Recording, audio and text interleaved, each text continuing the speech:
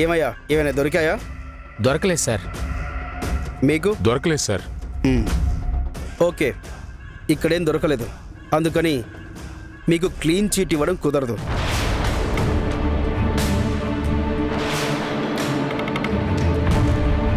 Already మీ offices, మీ business forms అన్నీ మా వాళ్ళు రౌండప్ చేసి కాపలా కాస్తున్నారు. రేపు మీ ఆఫీస్ మొత్తం సోదా చేయాల్సి ఉంటుంది.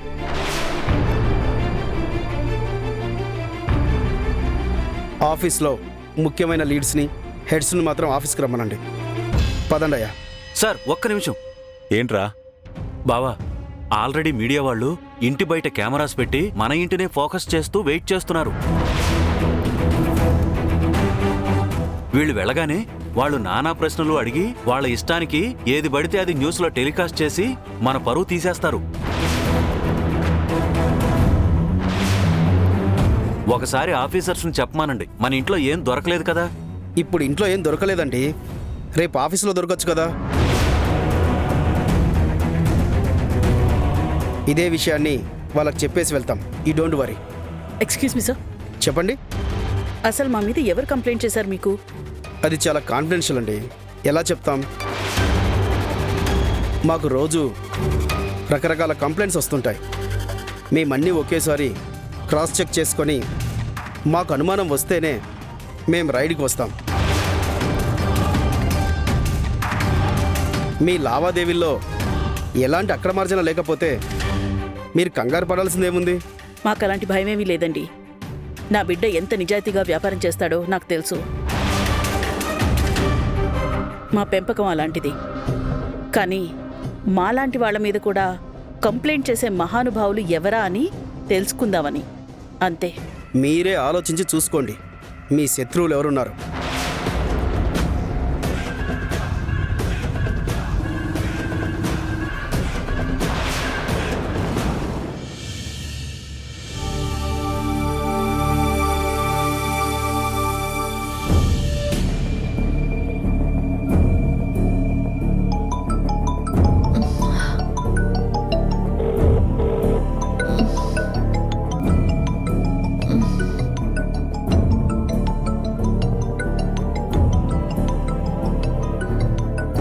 ఇందు, ఈ టైంలో ఫోన్ ఎవరు? మధు కాల్ చేస్తుంది.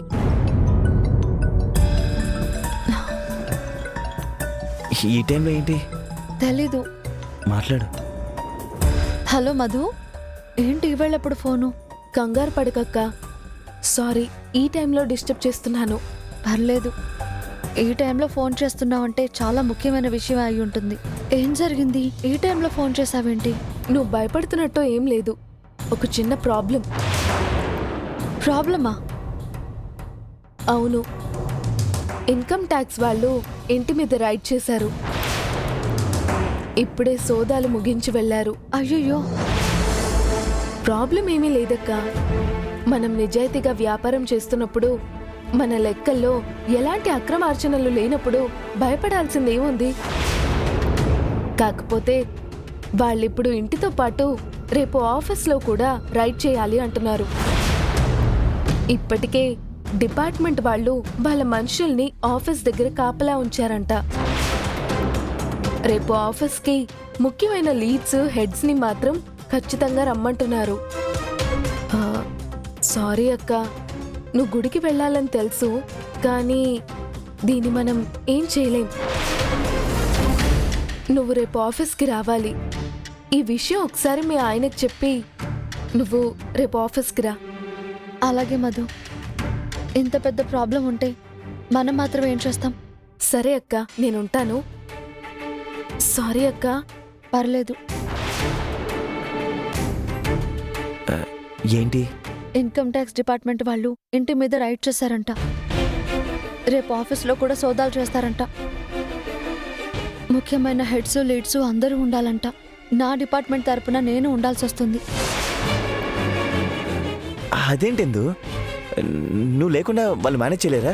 అరే, అన్నీ తెలిసి నువ్వే ఇలా మాట్లాడితే ఎలా చెప్పు? తప్పదు.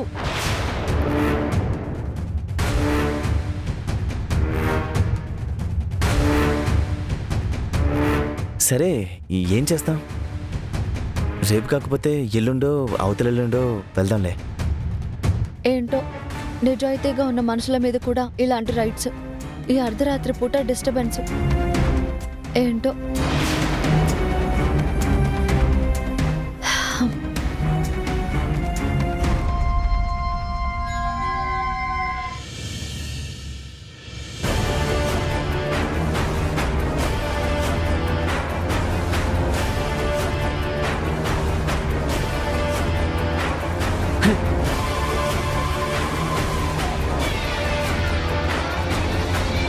ఆ ప్రణయ్ గాడు ఒక ముష్టెదవ.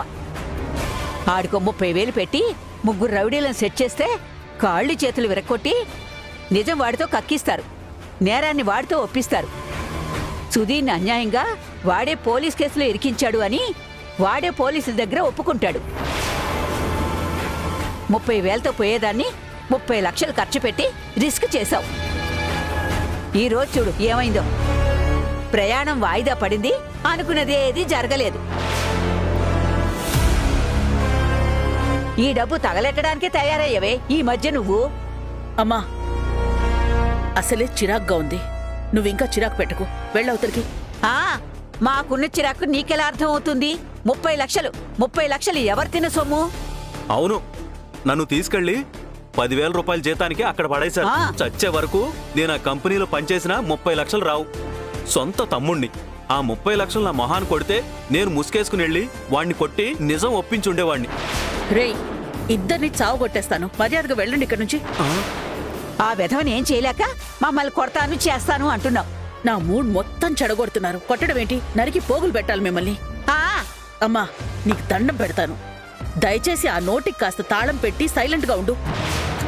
అక్క, ఇప్పటికి కూడా మించిపోయిందేం లేదు. ఆ 30 లక్షల రూపాయల సరుకుని ఆళ్లతో మాట్లాడి వెనక్కి తీసేసుకుందాం. కనీసం అవైనా మిగులుతాయి. రేయ్, ఒక్కసారి నేను డిసైడ్ చేశానంటే అది జరిగి తీరాలి. వాడు ఎట్టి పరిస్థితుల్లోనైనా పోలీసులకు చిక్కాలి. అసలు నీ పిచ్చికేమైనా హద్దు పద్దు ఉందంటే? నువ్వు ఈ ప్లాన్ చేసే సమయానికి సుధీర్ మామూలు మనిషిలా లేడు, పిచ్చి పట్టినోళ్లా ప్రవర్తిస్తున్నాడు.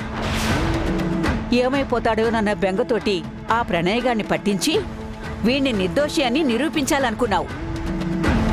ఇప్పుడు ఎలాగో సుధీర్ మారిపోయి ఆఫీస్కి వెళ్ళి చక్కగా పని చేసుకుంటున్నాడు కదా. ఇప్పుడు అనవసరంగా నిరూపించి ఏం చేస్తావు? వాడు మారి ఆఫీస్కి వెళ్తున్నా అందరి దృష్టిలోనూ, ఈయన దృష్టిలోనూ, వాళ్ళ అన్న దృష్టిలోనూ నేరం చేసిన వాడిలానే ఉన్నాడు. అది మాత్రమే కాదు, ఆ ప్రణయ్ గాడి కేసులో ఇరుక్కుంటే ఆటోమేటిక్గా మధు ఫ్యామిలీ కూడా రిస్క్లో పడుతుంది. మధుని వదిలించుకోవడానికి ఇది కూడా ఒక మార్గం. ఛే! ఈవిడ చేసే ఆలోచనలు ఏవి వర్కౌట్ అవ్వవు. కొండ నాలుగుకి ముందేస్తే ఉన్న నాలుగు ఊడిపోయినట్టుంది. ఇది మొత్తం ఆ మూర్తిగాడి పనే. మనం బావుంటే వాడు ఓర్వలేడు, కళ్లల్లో నిప్పులు పోసుకుంటాడు. మన బిజినెస్ బాగుండకూడదు, మన కుటుంబం బాగుండకూడదు, మనం ఏ రకంగానూ మంచి పేరు సంపాదించుకోకూడదు. ఇదే ఎజెండాతోటి బతుకుతున్నాడు వాడు. మన కంపెనీ పేరుని, మన పరువుని డ్యామేజ్ చేయడానికే వాడి రాజకీయ పలుకుబడిని ఉపయోగించి ఇదంతా చేశాడు. మావయ్య, మనం నిజాయితీగా ఉన్నప్పుడు ఎవరేం చేసినా మనకొచ్చిన నష్టమేం లేదు కదా. ఆ డిపార్ట్మెంట్ వాళ్ళొచ్చి రైట్ చేసి మన లెక్కల్లో ఎలాంటి ఇబ్బంది లేదని క్లీన్ చీట్ ఇచ్చారుగా. ఇంకెందుకు దాని గురించి ఇంత ఫ్రస్ట్రేట్ అవుతారు? నీకు అర్థం కావడం లేదమ్మా. వాళ్ళు క్లీన్ చీట్ ఇచ్చినంత మాత్రాన మన కంపెనీ మీద, మన కుటుంబం మీద వచ్చిన గాసిప్స్ ఆగిపో. ఈ రైట్ జరగడం వల్ల మన గురించి ఇంకా లేనిపోనేమనుకుంటారు. అలా అనుకోవడానికి ఏముంది మావయ్య? ఇప్పుడు డిపార్ట్మెంట్ వాళ్ళు క్లీన్ చిట్ ఇచ్చినంత మాత్రాన అది మన పలుకుబడి ఉపయోగించో, మన డబ్బు ఉపయోగించో అన్నిటినీ మేనేజ్ చేశామనుకుంటారు. నిప్పు లేనిదే పొగరాదు కదా అని కొంతమంది బయట వాగుతూనే ఉంటారు. వాగే వాళ్ళని వాగనివ్వండి మావయ్య. మీరెందుకు జరిగిపోయిన దాని గురించి ఫ్రస్ట్రేట్ అవుతారు? వదిలేసేయండి. ఏంటోనమ్మా, మూడు మొత్తం పాడైపోయింది. సారీ నాన్న. గీత నాకు మంచి ఫ్రెండ్, కానీ వాళ్ళ నాన్నగారి వల్ల మీరు మన ఫ్యామిలీ ఇబ్బంది పడ్డం నాకేమాత్రం ఇష్టం లేదు. గీత వాళ్ళ నాన్న ఈ రైట్ చేయించి ఉంటారని నేను అనుకోను. అయినా వద్దు, గీతతో స్నేహాన్ని ముగించేస్తాను. వద్దురా, మన సమస్య మూర్తితో అయినప్పుడు వాళ్ళ అమ్మాయి ఏం చేస్తుంది? వాళ్ళ అమ్మాయికి దీనికి ఏ సంబంధం ఉండదని నాకు అనిపిస్తుంది. మీ ఫ్రెండ్షిప్ గురించి నేను మొన్న నీతో గొడవ పడ్డాను. అది కూడా ఆ మూర్తి మీద ఉన్న కోపం వల్లే. దానికి ఎక్స్ట్రీమ్లీ సారీ. ఆ అమ్మాయి కూడా సారీ చెప్పానని చెప్పు. మీ స్నేహం స్నేహంగానే ఉండనివ్వు. అన్నయ్య, నీ పర్సనల్ లైఫ్ని, నీ ఫ్రెండ్షిప్ని ఈ బిజినెస్ గొడవల్లోకి లాకి నిన్ను డిస్టర్బ్ చేయడం నాకేమాత్రం ఇష్టం లేదు. ఇప్పుడు నువ్వు మంచి చెడ్డ తెలియని పసివాడివేం కాదు. నీకు చెడనిపిస్తే నువ్వే దూరంగా ఉంటావు. అది చెడు కాదు అన్నప్పుడు అనవసరంగా నేను భయపడి నిన్ను నీ స్నేహానికి దూరంగా ఉంచడం కరెక్ట్ కాదు. ఆ అమ్మాయికి నా తరపున సారీ చెప్పు. అలాగే ఈ విషయాల గురించి తనతో డిస్కస్ చేయకు. అలాగే అన్నయ్య.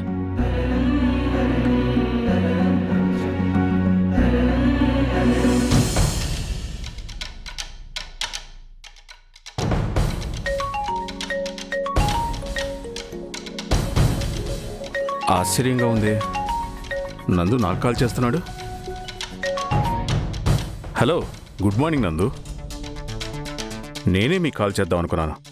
మళ్ళీ కాల్ చేస్తే కావాలనే మిమ్మల్ని అవమానించడానికో ఎగతాళిగా మాట్లాడడానికో చేశానని అపార్థం చేసుకుంటారని ఆ ప్రయత్నం చేయలేదు. కానీ మీరు ఫోన్ చేయడం ఆశ్చర్యంగా ఉంది. ఏం లేదు మూర్తి గారు, మీకు థ్యాంక్స్ చెప్దామని ఫోన్ చేశాను. థ్యాంక్సా? అవునండి. ఇప్పుడు జరిగిన రైడ్ వల్ల మాకెంత పబ్లిసిటీయో తెలుసా? ఎలాగో మా కంపెనీ గురించి క్లీన్ చీట్ వచ్చేసింది. మీడియాలో మా కంపెనీకి సంబంధించిన న్యూస్ 24 అవర్స్ ఫ్లాష్ అవ్వడం వల్ల కొన్ని కోట్ల రూపాయల పబ్లిసిటీ ఉత్త పుణ్యానికే వచ్చింది. మా కోసం ఇంత పబ్లిసిటీ చేసిన మీకు థ్యాంక్స్ చెప్పాలి కదా. నందు, ఇది కరెక్ట్ కాదు. దీనికి నాకు ఎలాంటి సంబంధం లేదు. సంబంధం లేదని మీరంటున్నారు. మీకోసం కావాలంటే నేను నమ్ముతాను. అలాగేనండి, మీకే సంబంధమూ లేదు. అలాగే దీన్ని చేయించిన వాడు ఎవడో మీకు తెలిసి ఉంటుంది కదా. ఈ థ్యాంక్స్ వాడికైనా చెప్పండి. ఓకే అండి, టేక్ కేర్ అండి. ఉంటాను.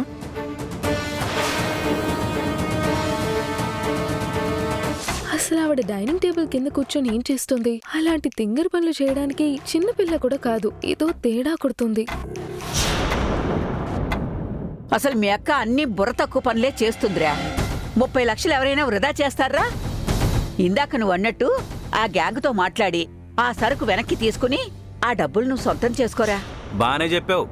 అక్కకు తెలిస్తే చంపేస్తుంది. దాని బొంద. దానికి ఈ మధ్య బుర్ర సరిగ్గా పనిచేయడం లేదురా. ఈజీగా ఏదో ఒకటి చెప్పి మేనేజ్ చేయొచ్చు.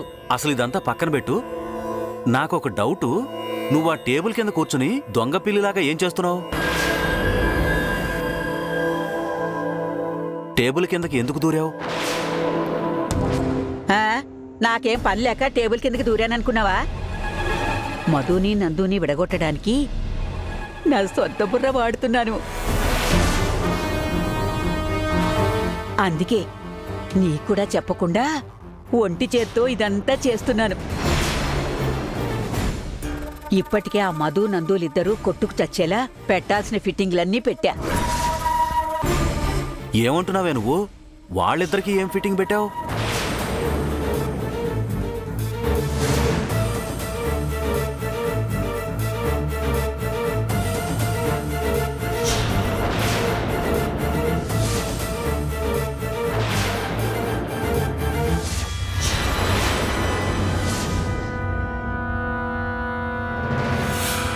అమ్మ రాక్షసి, ఇదంతా చేస్తుంది నువ్వా? అసలు ఆ బెంగళూరులో రౌడీల్ని ఏర్పాటు చేసి శోభనం ఆపేయాలని ప్లాన్ చేసినప్పుడు నా ఐడియా ప్రకారం నడుచుకునుంటే సరిగ్గా జరిగుండేదిరా. దాని కాళ్ళు చేతులు విరగ్గొట్టుండాల్సిందప్పుడు. అంతేనా, ఆ మధుని ప్రశాంతంగా ఉండనివ్వకుండా దాని దృష్టి మరల్చడానికి వాళ్ళింట్లో ఎన్ని రకాల చిచ్చులు పెట్టానో ఆ ఇందుని ఇంటికి రాకుండా చెయ్యాలని వాళ్ళ నాన్న మీద ఎంత ఒత్తిడి తీసుకొచ్చానో అన్నీ నాకు తెలుసురా. అంత గొప్ప బుర్రరా నాది. నువ్వలా చూస్తూ ఉండు. ఇద్దరూ జుట్లు పట్టుకుని కొట్టుకుని విడిపోయేలా చేస్తారు. ఇదిగో నేను చెప్పినట్టు నువ్వు విను. ఆ, నీ బుర్ర బాగా డెవలప్ అయిందే. నిన్ను చూస్తుంటే నిజంగానే వాళ్ళని విడగొట్టేలా ఉన్నావు. మరి వాళ్ళని విడగొట్టి విడాకుల వరకు తీసుకురాకపోతే నా పేరు శకుంతలే కాదు. ఓహో, నువ్వేదో వయసు చాదస్తంతో ఏది పడితే అది మాట్లాడుతూ అవతల వాళ్ళు బాధపడేలాగా మాట జారుతున్నావు అనుకున్నా.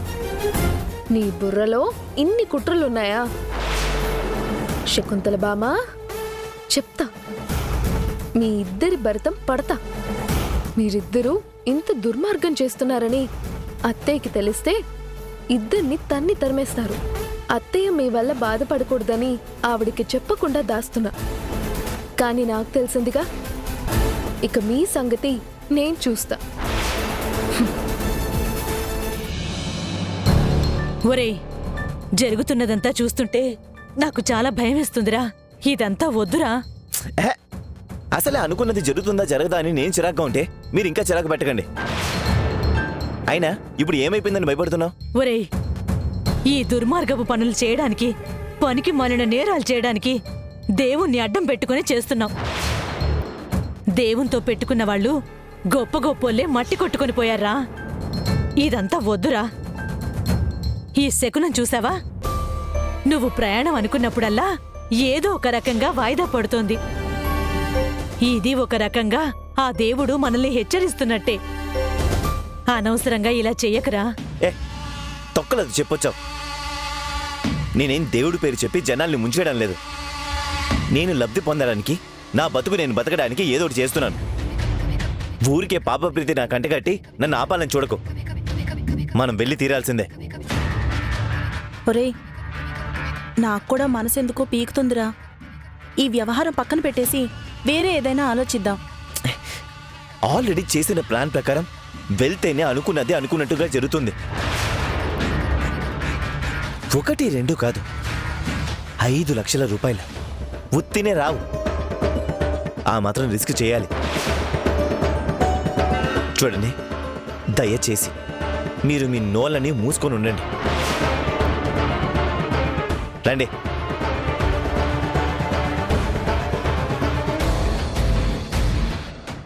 మావయ్య, రేపు మనం ఖచ్చితంగా బయలుదేరాలి. ప్రయాణానికి అంత సిద్ధమే కదా? బాబు, మళ్ళీ ప్రయాణం వాయిదా వేయమని అడగడానికి కాస్త ఇబ్బందిగానే ఉంది, కానీ తప్పదు. మళ్ళీ వాయిదా ఏంటి మావయ్య? రేపు వెళ్ళొచ్చు కదా? అది కాదు బాబు, ఎల్లుండి మధు బర్త్డే. పెళ్ళయ్యాక తనకిది మొదటి పుట్టినరోజు. అందుకని అత్తయ్య, మధు బర్త్డే ఎల్లుండి కదా. మనం రేపు పొద్దున వెళ్ళి రాత్రికల్లా తిరిగి వచ్చేయచ్చు. అది కాదు బాబు, మనం వెళ్ళి తిరిగొచ్చేపాటికి రాత్రి బాగా లేట్ అయిపోతుంది. ఎల్లుండి ఏర్పాట్లు చేసుకోవడం కుదరదు.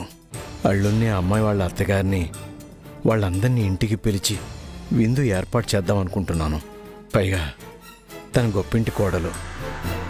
దానికి తగ్గట్టు కొంచెం మంచిగా ఏర్పాట్లు చేయాలనుకుంటున్నాం. అందుకని రేపు ఏర్పాట్లు చేసుకుంటే ఎల్లుండి పనులు పెట్టుకోకుండా అందరూ సరదాగా గడపడానికి వీలవుతుంది.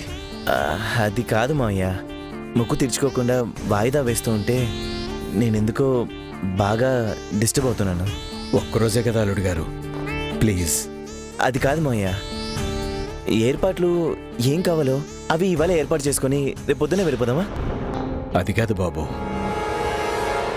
కొంచెం డబ్బులు అవి సర్దుకోవాల్సిన పనులు కూడా ఉన్నాయి. సరే మావయ్య, మీ ఇష్టం. కానీ మధు బర్త్డే అవగానే మరుసటి రోజే మనం బయలుదేరాలి. తప్పకుండా బయలుదేరదాం అల్లుడు గారు. వీలైతే మధు, నందు వాళ్ళని కూడా మనతో పాటు తీసుకెళ్దాం. సరే మావయ్య, మీ ఇష్టం. థ్యాంక్స్ బాబు.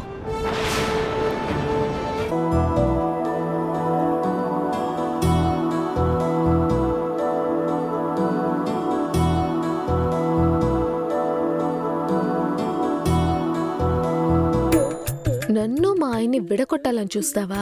ఇప్పుడు చెప్తా నీ సంగతి. అబ్బా, ఊరుకోండి. ఎప్పుడు చూసినా మీకు ఇవే సరసాలు. వేలపాల లేదా? అయ్యో అయ్యో, వదలమంటున్నానా? వీడు పొద్దునే మొదలెట్టాడా సరసాలు? దీన్ని అయ్యో వదలండి. అయ్యో నడుం గిల్లుతున్నారేంటండి? అబ్బా నడుం గిల్లుతారేంటండి? అబ్బా వదలమంటున్నానా? ఇదిగో ఇదే వద్దనిది. అయ్యో రామరామ. ఇప్పుడు నేను వెళ్ళి వీడిని వెళ్ళమంటే దరిద్రంగా ఉంటుంది. ఛీ, ఇదిగోండి ఇలాంటి పిచ్చి పిచ్చి పనులు చేశారంటే కొట్టేస్తే చెప్తున్నాను. ఈ మోట సరసం ఏంటి? ఏ మధు, ఆ, ఏంటి? నీతో పనుందిరా. ఏం పని? ఏంటి? ఊరుకోండి, అవతల బామ్మగారు ఉన్నారు. బామ్మగారు ఉంటే ఏంటంట? పెద్ద వయసు వాళ్ళ ముందు ఇవన్నీ చేయకూడదు. ఆ, ఏంటి ఆవిని వెళ్ళవనాలా? బామ్మగారండి, ఊరుకోండి. బామ్మగారు నేనొస్తాను, మీరు వెళ్ళండి. నువ్వు అర్జెంటుగా రా. వదలండి.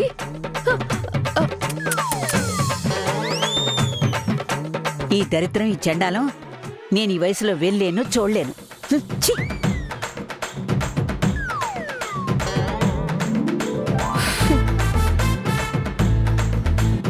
ఏమీ జరగని దానికే నువ్వు ఎంత గింజుకుంటున్నావు అంటే, నిజంగా మేము సంతోషంగా ఉంటే నువ్వు సూసైడ్ చేసుకునేటట్టే ఉన్నావు. గోక్తావేంటి? నాకేం గిఫ్ట్ ఇవ్వబోతున్నారు? నీకు గిఫ్టు లేదు, గడిద గుడ్డు లేదు. నాకు నాలుక మీద మచ్చుంది. నేనేదైనా అన్నానంటే అది జరిగిపోద్ది చెప్తున్నా. ఏమంటావో అనుకో, నాకేం భయం లేదు. నాకు గనక గిఫ్ట్ కొనివ్వకపోతే మీ కార్ టైర్ పేలిపోతుంది.